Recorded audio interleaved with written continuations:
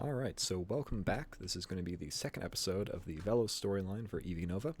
We are just about to set off in search of the Vell-os homeworld, which is right here. Thankfully, even though, well, I was about to say even though we don't know where it is, our map does, they did say that the Vell-os who told us to go find it did know its exact location. So I guess that makes sense. He marked it on the map.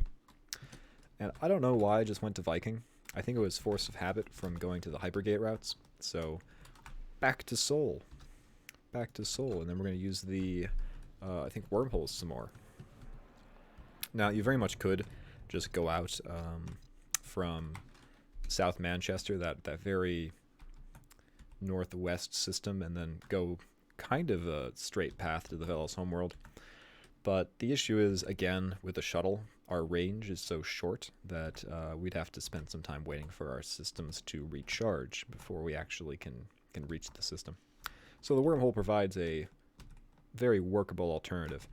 I believe Corel is the one with the wormhole. I don't think Vell-os has one. I think Vell-os does have a hypergate, though. So that's a little bit interesting. But we have not done the Sigma Shipyard storyline on this character, so I think we're going to actually try to do this without using hypergates. Yeah. Which may lead to an increased reliance on wormholes. We'll see what happens.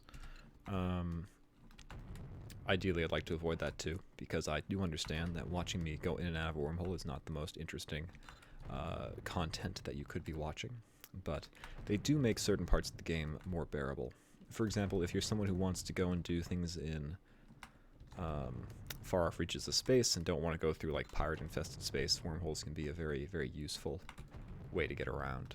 Or if you happen to know where the wormholes are and need to, do a mission where you have to avoid a pursuing fleet, they can be a very handy escape method for that.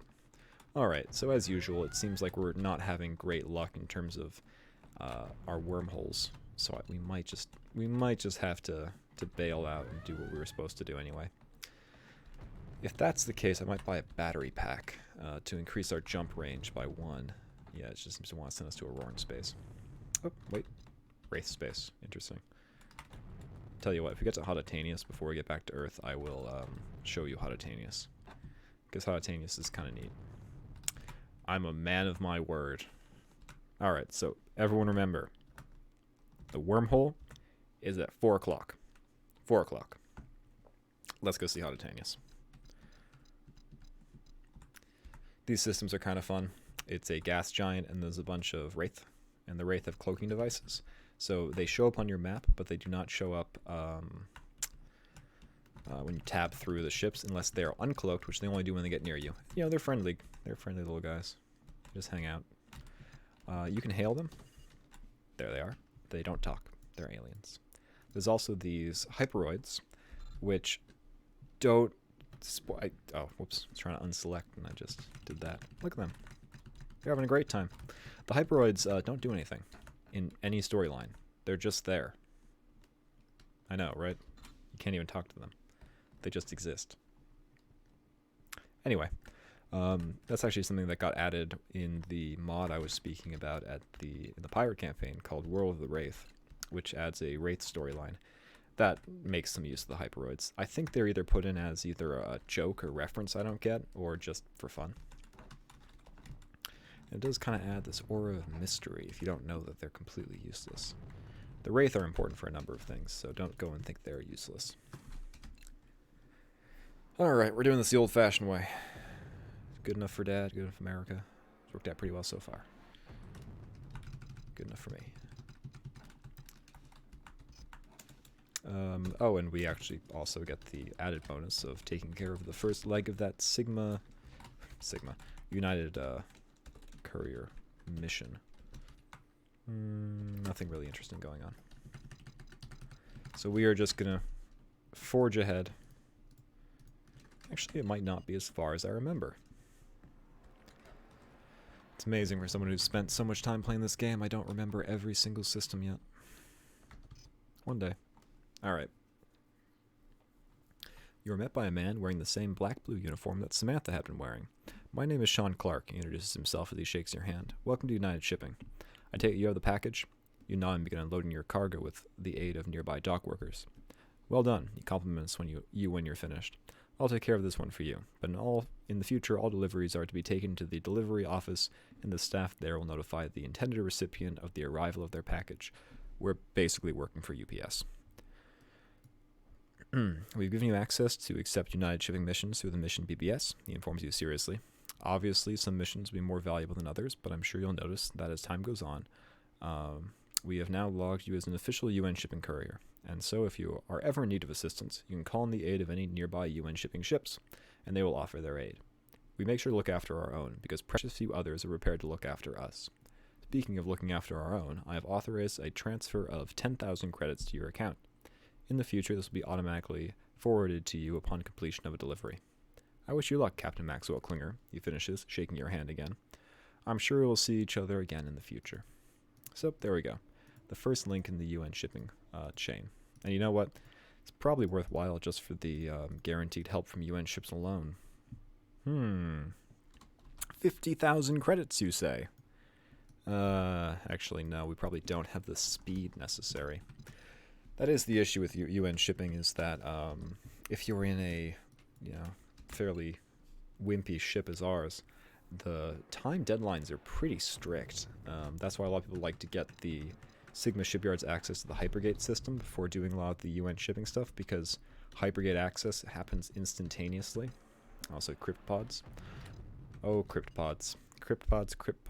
Cryptpods. Aliens, man. More aliens. Even says alien under their name. It's like that guy was saying, first contact with an alien species. We met 3 now. The Wraith, the Hyperwood, now the Cryptpods. Tell ya. But, we are Maxwell Klinger, so maybe he just thinks he's meeting them. Anything to get out of service. You are filled with sorrow at the sight of the destroyed world. You remember hearing stories of the glorious Vell-os homeworld and its amazing beauty. Looking around, you cannot help but feel remorse at the actions of your predecessors. You wander around for as long as your biosuit will allow. As you get back to your beloved MASH, you slowly dry your eyes as your airlock cycles, and you remember the odd cryptpods you kept seeing on your way here. You resolve to ask your Vell-os friend about them when you return, if he is prepared to talk further about hearing the news of the devastation of his homeworld. We'll read the blurb too, just because Vell-os is, somewhat significant. This planet is all that is left of what was once an advanced and beautiful civilization. Very few records of the Vell-os before the Vell-os War have survived, but those that have show that this planet was a paradise world, with many beautiful buildings and parks. The Vell-os that remain alive today say that in every city there was artistic and athletic festivals, and that these 2 pursuits were viewed as the most noble by all Vell-os. Now only radioactive dust and 1 or 2 radiation-resilient microbial life forms remain here. You wish you could spend more time wandering around the ruins of this planet, but your biosuit is already giving you warnings about the radiation. Yeah, there may have been some war crimes. The Federation is not squeaky clean, unfortunately. So we're gonna get out of here. We're gonna vamos skadoo. Thankfully, the cryptpods are not angry with us, because they have a special weapon which hits like a truck. And you know what? We're a shuttle. I don't think we can withstand a truck impact. And now we get to kick back, relax, and wait for the solar panels, because I didn't buy enough. But that's okay. We have 212,000 credits, so hopefully soon enough we can... Sigma Shipyards, hello, help me. You're in no danger. Oh, it happened just as we got our solar panels recharged. Usually don't see ships out here. Oh, I don't want to ask the Federation for help. They ask for a lot of money. Even though we're currently flush with cash. Hello, Cryptopod. Help me. There is no help button. You'll do. That is a fine price. Fine by me. And we're good. Alright. Easy enough.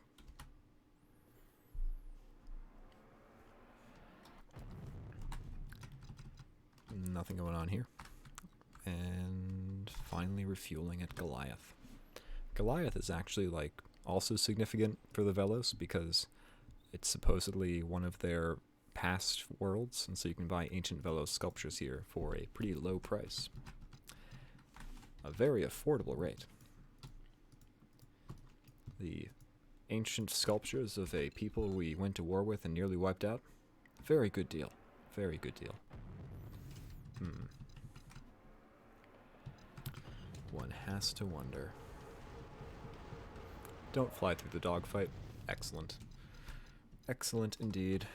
Alright. You are not terribly surprised to see your Vell-os friend waiting for you when you land. I can see the devastation in your mind, he tells you sadly, as you're reminded that all Vell-os are powerful telepaths. We knew that the Colonial Council had destroyed it, but we had hoped that it may have recovered a little in the intervening years. I am glad the crypt mind left you alone, he says with a mysterious smile. It always attacks every Vell-os that approaches it. For some reason it leaves you humans alone. Never mind the fact that Vell-os are kind of humans. Anyway, he explains after shaking himself out of his reverie.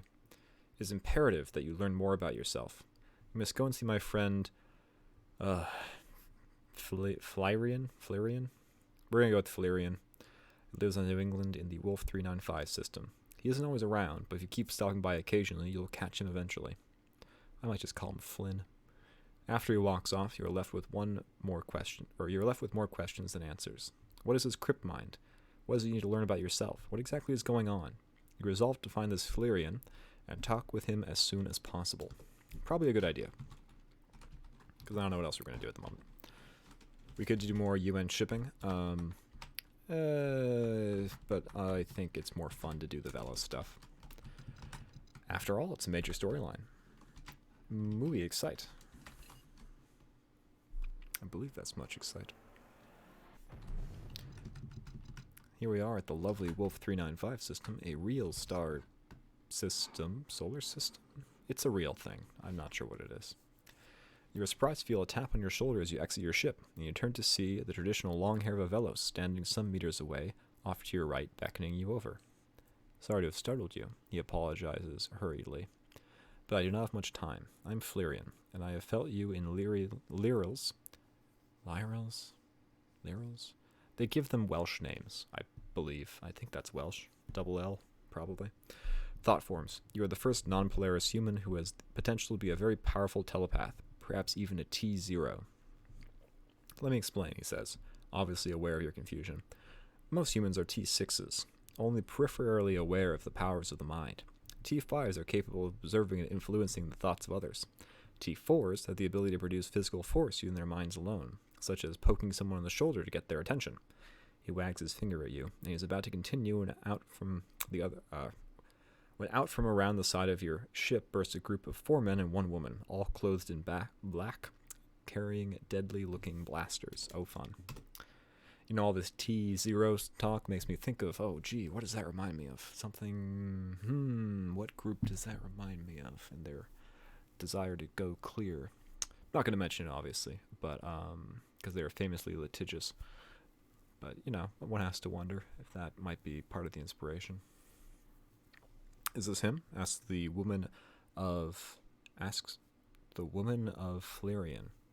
The woman of Flyrian? Oh, he asks the woman of Flyrian, who nods sadly. Grab him. The 4 men jump on you, overpowering you in an instant, and you're led into the depths of a secure area of the spaceport where everybody around pointedly looks the other way. Within minutes, you are anesthetized and put under the knife. When you wake up, you can feel a cold metallic lump attached to the back of your neck, and you know without moving that something has been attached to your central nervous system. Just something you know. Just so you now work for us, comes the commanding voice of the female leader of the team who captured you. The device attached to the back of your neck was devised during the Vell-os Wars to enslave telepaths, and one has been attached to every Vell-os since then. Now that you've been pacified, she continues dismissively, I am ordering you back to Earth to be trained by Lyril. Secondly, don't cut your hair ever again. Finally, you are not to buy any outfits or ships that are not Federation technology, and even then, only those that would not require a license. At this stage, we don't want you to stand out in any way. So you will have to make do with that. You can buy licenses if you want, they'll just be worthless to you. While I have you here, you will be temporarily disabling your access key to the public mission BBS, at least until you are more obviously a Vell-os. You find yourself nodding helplessly and complying with her wishes without thought. So there we go. We have been jumped, surgically altered, and enslaved. So what a delightful storyline. It's not very positive, but such is the fate of the Vell-os. Hey, an ATMOS employee. It's Scott Vardy. Hello, Scott. What is all this? What has happened to my game? I don't know what to tell you, Scott. Don't know what to tell you. Everything has changed. Maybe he worked on the original Escape Velocity. I actually don't know too much about Scott Vardy. But anyway, back to Earth with post-haste, of course. We were told to report back urgently. You're met by a solemn Liro when you land. I am truly sorry, Maxwell Klinger. He tells you in the face of your anger. But I too am a slave. And one of many rules we must abide by is to report all potential telepaths. But for you there is some hope. You aren't Vell-os. There is a small chance that one day you may earn your freedom. In the meantime, we must endure our servitude together. Now, he says, if you are to be enslaved, you may as well learn a little bit about your capabilities. Suddenly you feel a warm pressure in the back of your mind. Can you feel that? Asked Liro, and you nod. Good. You look around, trying to find out who spoke. You turn to see Liro looking at you intensely. You realize he is speaking directly into your head. Not quite. I am manipulating your surface thoughts so you think the words I want to say to you. Okay. Also, apparently, these words don't come with capitalization, even for I. But we'll just go with it. What a lovely vignette. You feel a sudden pressure inside your head, and your mind is forced open. In one awful instant, you can sense Liro's mighty awareness, and the dark bands of the constraint on his mind, before realizing you feel the very same bands on your own mind. In a sudden whirlwind of discovery, you feel the intelligences of the people throughout the spaceport and beyond, their emancipation becoming less distant the further away that you are. Or emanations, not emancipations, I've got in my mind with the whole enslavement thing. You can even sense some of the physical attributes of the surrounding space, even as far away as a couple of systems away. Looking back at Liro, you can almost feel a network of gossamer-thin filaments radiating out from him to 1,000 other glowing, telepathically aware intelligences spread throughout the galaxy. In a sudden whiff of insight, you realize the Vell-os have achieved a form of hive mind, where they can share each other's experiences and memories. Good. Now you can see the universe of the mind. Now you can see the universe of the mind. Use it wisely, or you will spend all of your life twisting the hate out of their minds. You spend a moment casting your awareness around the universe before it literally intrudes into your thoughts again. The Bureau wants you to keep checking in at the bar here, as it is one of the places where they hand out assignments. Like it or not, you are now their property. Very depressing, Liro. Very not positive. But I believe this is when we get the ability to sense surrounding systems. I don't know if it's put in... Yeah, okay, here it is. A topographic sense. So this means no matter where we go, we can sense all surrounding systems, which gives us... it removes the necessity to buy maps. I believe it also... Actually, I don't know what else it does. It may tell us things about places where we haven't landed, but I've never really decided to go and check that if it's actually true. Just the wording makes me think that. Okay, so let's immediately go to the bar. Nope. And I believe our Mission BBS access has been revoked, so I guess we'll hang out. This is one of the faults of the Velo storyline.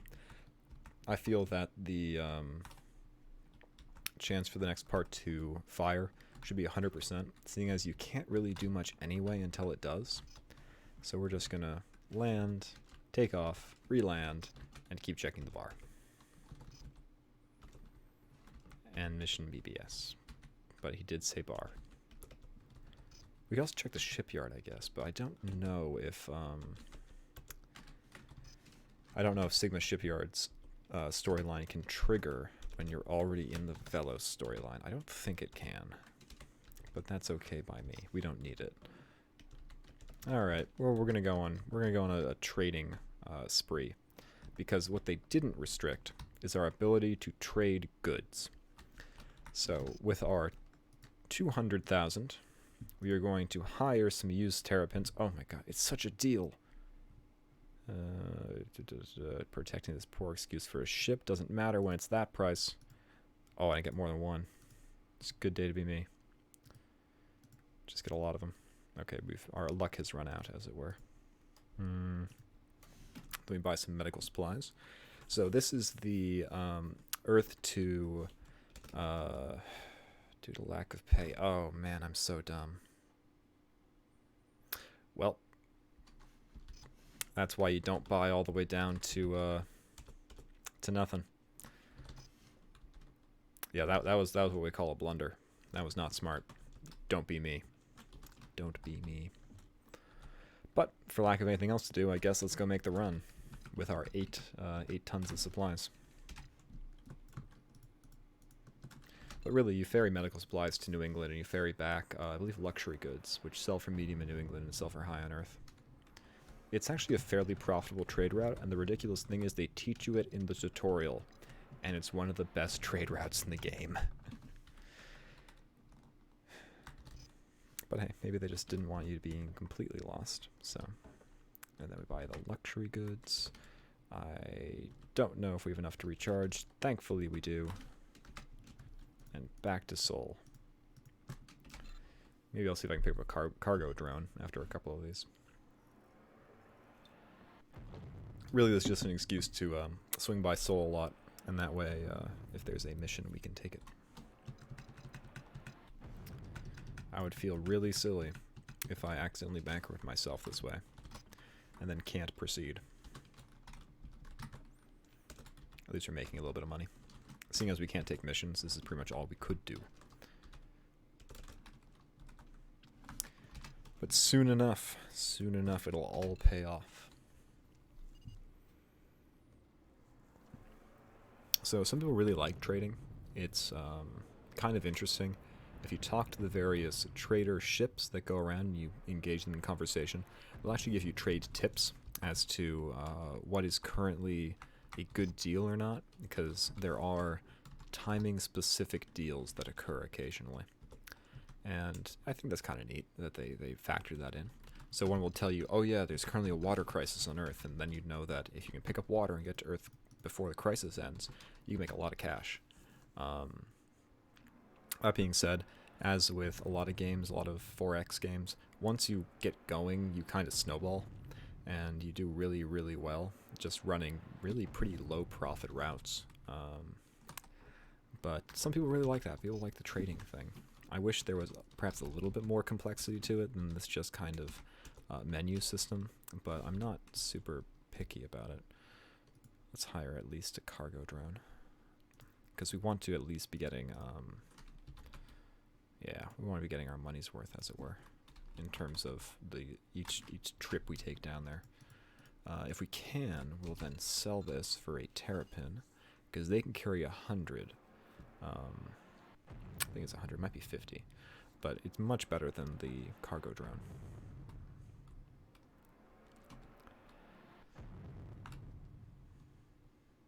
And of course, as I mentioned, there are other trade routes. You can make quite a bit selling these special commodities. In the case of, oops, I didn't mean to leave. In the case of New Ireland here, they have low price on Guinness barrels. And if you know someone with a high price on Guinness barrel, you can make a whole lot of money. But the issue is that I find that these places that use these special commodities are often pretty far apart. So you have to usually go out of your way to make them worthwhile. Also, some of them, despite being special commodities, actually don't have that high of a return. And so you have to kind of figure out which ones are worth your time.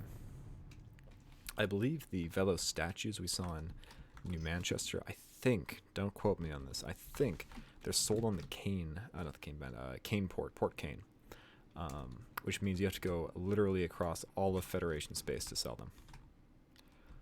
Just my opinion, probably not worth it. But that's just my 2 cents. Nice thing about hiring these drones is then by definition we have checked the bar. But as you can see, we're even now snowballing. We have gone from what was it, like 8 pounds of medical supplies and 44 credits to a little bit of fleet going on. And also, the nice thing about this trade route is that it's really safe. The spiciest things get is if you have Aurorans in the wild geese space, because in the story they're kind of like mercenary groups fighting the Aurorans. But the wild geese can hold their own pretty well. Can we hire another cargo drone here? We can. Can we get another? Ooh. Yes, thank you. Let's not make the same mistake, though. So we're going to buy these, but we're going to sell enough that they don't defect. Cross your fingers. It's going to be close, but we're going to make it. I think. If not, we'll fire a cargo drone. Oh, it's going to be closer than I thought it was going to be. The problem is, it's by day, and they're going to defect. I messed this up. Yep. And it's the big one. Yeah, it's by day, and sometimes certain hyperlane routes take more than a day, so you do the math. Yeah, this is fine, though. You win some, you lose some. You don't do math, you lose more than you would otherwise. It's kind of a universal truth of life, actually. But hey. So the Vell-os plot is actually kind of nice. It doesn't seem like it now, but it's actually one of the faster ones to do. So if you ever want to get back into the game, I find it's a very nice place to start off. It is pretty low maintenance. How much do they take per day? Alright, we can do this one. I have confidence. Probably I shouldn't, but I do. Confidence. The rubber hammer life needs. Honestly, though, confidence will get you far in life. Even when it probably shouldn't.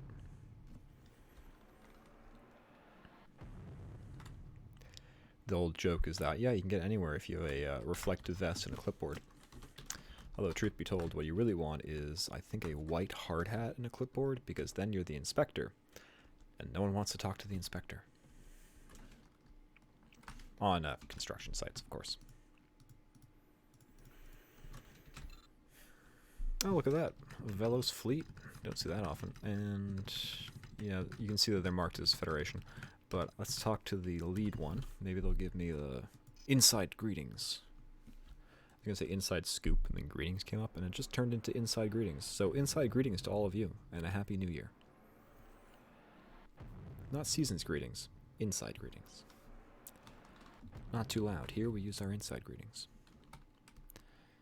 Alright, touching down on New Ireland for the millionth time.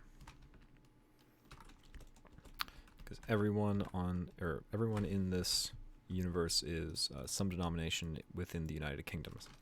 Except for the Aurorans, who are for some reason Japanese. But you have the Irish. There are a lot of Irish. You have Welsh in forms of Vell-os. And everyone else is, I assume, English. So maybe that was intentional. Was this game developed in the UK? Could have sworn they were American. But I guess I've never really checked. So, you know, maybe that's on me. Still nothing. Still nothing in the bar. That is bleak. So it goes a little bit quicker later on. The USF Bismarck of the Autobahn variety. Or Autofun Bismarck. But it really does go pretty fast usually. Once you get past these initial chains, you mostly can just keep an eye out for a ship named the Prodigal Son. And if the Prodigal Son appears, you know to report back to your bureau superiors. It's just right now, for some reason, that we just can't get this next link to fire. I don't know who's attacking us. Probably some Auroran. And we're making enough of a profit that we should think about cargo drone. And cargo drone. Cargo drones are pretty straightforward. They add 10 mass. Whatever. 10 mass is fine. And you know what? You can turn them profit pretty fast. Their maintenance cost is also really low. But as you can see, I don't even think you can get up to the amount of cargo a Terrapin allows you with cargo drones. Because I believe you hit the fleet limit for escorts at 6. So you can only get 6 additional or 60 additional cargo from cargo drones. So you do eventually have to do something else besides cargo drones. Alright. So, use Terrapin. Hire escort. We are going to do it right this time. We are not going to get greedy. That's fine. That's going to be fine. We're also going to get rid of... I don't know if they have cargo in them. Damn it. I keep pressing escape as if that will unselect them. It won't. Spoiler alert. Okay, how much is the jump going to cost us? 2,000. There's going to be another 2,000. Yeah, we're going to be fine. It's close. And I know I keep saying it's close and then having my escorts defect, but this time it's actually close. So we're going to land here, we're going to sell, and based on what I see then, I will release the cargo drones. Goodbye, cargo drone. I could actually crunch the numbers on mass per daily cost, and that might not be a bad idea. 20 credits per day for 10 mass. Oh god, am I doing math live? Yeah, 10 credits, 20 credits a day for 10 mass is 2 credits per mass unit. Whereas this guy is, this guy appears to be 11 credits per mass unit. I'm okay with that. I'm okay with that. Alright, so do not sell to the point where I cannot afford his daily rate. And go back to Seoul. I don't know why I'm amassing money, but I am. Or I don't know why I'm bothering to, but we can't exactly go marauding as we could with the pirate campaign, just because we do not have the ship for it. But you know what? I find trading to be kind of relaxing. You get to check out a lot of other ships because you're going through so many systems so quickly. Hey, here we go. When you walk into the bar, a young soldier stands up and indicates that you should follow him. You can sense that he works for the Bureau, and without thinking you obey his non-verbal command. You are shepherded into a room that has a single spotlight facing the door. I'm sure you can appreciate the reason behind our security precautions, begins a lovely female voice. It just wouldn't do for anyone to find out any more about the Bureau than they already have. As you sit listening to her chair creak as she shifts her weight, your mind strains to make sense of the jumble of sensations in front of you. In a sudden flash of recognition, you realize that there is another, more experienced telepath in this room, confusing your senses. As far as you are concerned, I am Commander Crane, she continues. I want you to do something for us. Ooh, ominous. Okay. What I am ordering you to do, Crane continues, is to infiltrate the organization that calls themselves the Rebellion. We'll spread the rumor that you are on the run from us after narrowly escaping capture at the hands of a counter-terrorism team. That should be enough to get you started. If, during your travels, she shifts again, you see a ship named the Prodigal Son, it'll be because we want to contact you. Finish your current mission, then come to the bar here and we'll go through the normal procedure. Perhaps it would be best if you continually check the Earth bar, in case you miss the Prodigal Son, or if we can't put it in your path. Now go to the Rebel 2. Go to Rebel 2 in the Korea system. She orders with quiet authority, and tell the rebels you want to aid them somehow. As the Bureau is not what you thought it was, they will take it from there. Be careful, Maxwell Klinger, she warns, sincerely. I only recently gained your services. I don't want you dying on me just yet. So Commander Crane features in several storylines, and she's actually kind of interesting. But here she's the one calling the shots. And I think that is an excellent place to end episode 2 of the Vell-os storyline, so thank you for joining me if you are watching the YouTube VOD. If you're watching the Twitch stream, I'll be back momentarily. Alright, just as always, if you enjoyed this content, either subscribe, leave a comment, or tune in when I'm streaming live. Be definitely glad to have you. Alright, see you later.